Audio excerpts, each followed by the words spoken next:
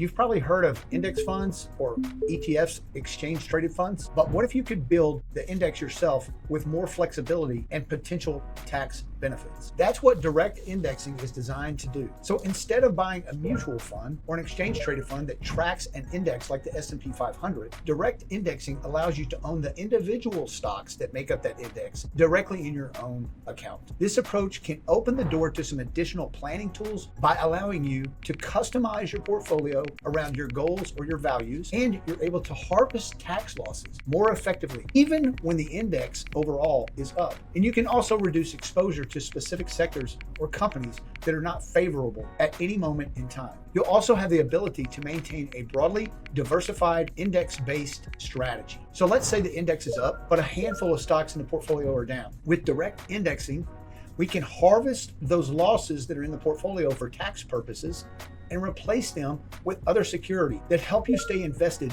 without locking in gain. And that kind of tax flexibility isn't available inside of most ETFs or mutual funds. Direct indexing tends to be useful for investors with larger taxable accounts, typically $500,000 or more, who want to actively manage tax exposure while still following a rules-based investment strategy. Now, if that sounds like where you are, let's have a conversation, because direct indexing may be a better fit for the next phase of your wealth plan, or at least it can be a portion of your plan for the future.